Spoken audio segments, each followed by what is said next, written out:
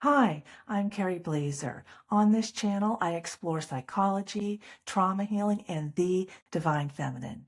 Please check out my free ebook below if you'd like to go deeper. Now let's get to the clip. The relationship between Carl Jung and the Nag Hammadi Library is one of the most intriguing intersections between psychology and religious history, and Carl Jung does tons of work on synchronicities. This is a synchronicity because they both talk about inner authority. They both talk about how to operate your soul. Our heart is a vortex, which corresponds with the fact that we live in a holographic universe. Wow. Okay.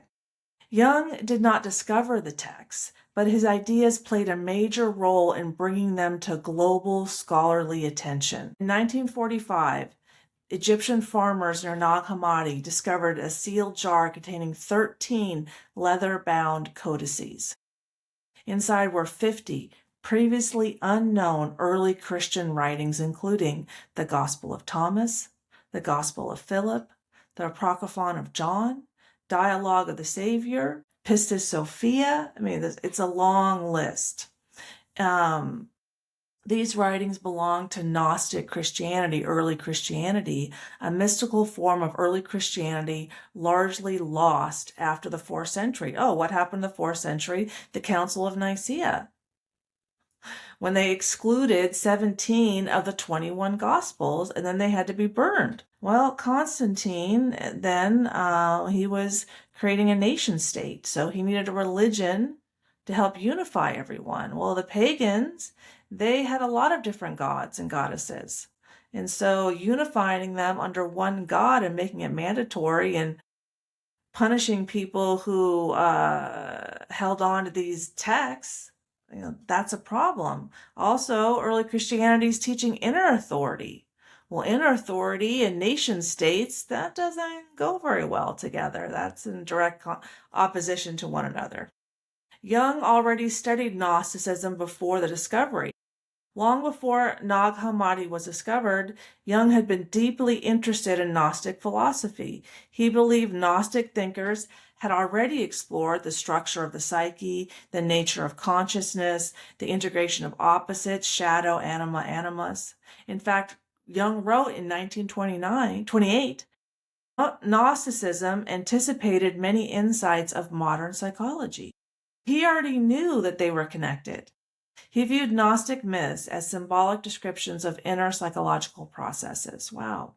One Nag Hammadi codex was named the Jung Codex. One of the most important manuscripts, Codex I, eventually became associated with Jung. It contains texts like the Gospel of Truth, Prayer of the Apostle Paul, Tripartite, I'm not sure. This codex was purchased by the Jung Institute Zurich. Because of that, it became known as the Jung Codex. Today it is preserved in Coptic Museum. Why Jung's ideas match the Nag Hammadi texts. When scholars began translating the Nag Hammadi manuscripts in the 1950s and 1970s, they noticed something remarkable. Many of the ideas resembled Jungian psychology. The Gnostic idea, divine spark within humans, the self archetype. Ignorance trapped the soul, unconscious shadow. I mean, the Gnostic ideas, like the Gospel of Thomas, it teaches you how to operate your soul. And that's what I teach people how to do. My 6 divine feminine self-love strategies is all about how to increase your vibration inside of your soul. Awakening through gnosis, individuation. Awakening through gnosis is knowledge of the self, of your capacity to express yourself authentically, remembering who you are, becoming a mature adult with a healthy emotional range. Enlightenment is an emotion. I had to experience it 2 years ago and then do research on it to figure that out. No one ever taught me that enlightenment's an emotion. Masculine, feminine, divine pairs. Yes. Anima, animus. Yeah. My soul's name is Sophia. So Christ is the masculine opposite of my feminine. I met him in my childhood, JC. Those are his initials. He's currently the head of global security at GoDaddy, former FBI. And as Carl Jung always says, one does not become enlightened by imagining beings of light, but by making their darkness conscious. If this resonated with you, please consider subscribing for more conversations about psychology, healing, and the divine feminine, and pick up a free copy of my ebook below. Take care.